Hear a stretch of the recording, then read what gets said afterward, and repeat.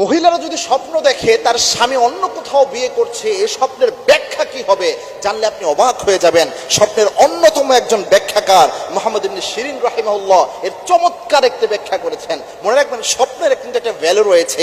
Dream is not a silly matter in Islam. ইসলামের স্বপ্ন কোনো খেলতামাশার বিষয় নয়। আল্লাহর হাবিব সাল্লাল্লাহু আলাইহি ওয়াসাল্লাম নিজের স্বপ্নের গুরুত্ব আরোপ করেছেন এবং আল্লাহর হাবিব সাল্লাল্লাহু আলাইহি ওয়াসাল্লাম বলতেন, লাম ইয়াবকা মিনান নবুওয়াতি ইল্লাল মুবাশশিরাত। বুখারীর হাদিস। আল্লাহর হাবিব বলেছেন, আমার উম্মতের জন্য আল্লাহ নবুওয়াতের কোনো কিছু অবশিষ্ট রাখেন নাই, শুধুমাত্র মুবাশশিরাত ছাড়া।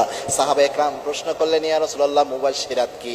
আল্লাহর হাবিব সাল্লাল্লাহু আলাইহি ওয়াসাল্লাম বলেছেন, আর রুইয়া সলিহা, ভালো স্বপ্ন, এটা হচ্ছে মুবাশশিরাত। অর্থাৎ আমার উম্মত, যেহেতু আমি নবী, শেষ নবী, আমার পরে আর কোনো নবী আসবে না, আল্লাহর পক্ষ থেকে কোনো সুসংবাদ, কোনো ভালো সংবাদ, কোনো ভালো কিছু আল্লাহ যখন দেখাতে চাইবেন, আমার উম্মতকে আল্লাহ সুন্দর স্বপ্ন, ভালো স্বপ্ন দেখায়া আল্লাহ রাব্বুল আলামিন ডিক্লারেশন দিবেন, দিক নির্দেশনা আল্লাহ রাব্বুল আলামিন দান করবেন। সুতরাং স্বপ্নের একটা ভ্যালু ইসলামে রয়েছে। এজন্য কোনো মহিলা যদি দেখে স্বপ্নে তার স্বামী অন্য কোথাও বিয়ে করছে, এই স্বপ্নের ব্যাখ্যা কি?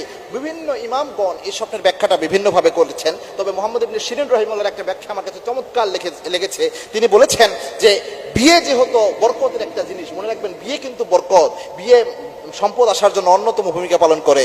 এবং কি আল্লাহর কোরআনের ঘোষণা এটা, যদি কেউ গরিব থাকে, দরিদ্র থাকে, অসহায় থাকে, তাকে যদি বিয়ে করিয়ে দেওয়া যায়, আল্লাহর ঘোষণা হচ্ছে, যদি কেউ গরিব থাকে, ইয়াকুনুল ফুকারা ইউগনিহুমুল্লাহু মিন ফাদলি, আল্লাহ রাব্বুল আলামিন নিজ অনুগ্রহে তাকে ধনী বানায়া দেয়, নিজ অনুগ্রহে আল্লাহ ধনী বানায়া দেয়। মানে বিয়ে হচ্ছে রিজিক নিয়ে আসে।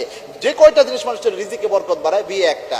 কোনো স্ত্রী যদি তার স্বামীকে অন্য কোথাও বিয়ে হতে দেখে, এর ব্যাখ্যা হচ্ছে তার স্ত্রীর এটা বুঝে নিতে হবে যে তার স্বামী হয়তো ভালো কোনো রিজিকের সোর্স সামনে বের হবে, তার সংসারে কোনো বরকত আসবে, অন্য কোথাও দেখলেও আসবে। এটা হচ্ছে এক নাম্বার ব্যাখ্যা।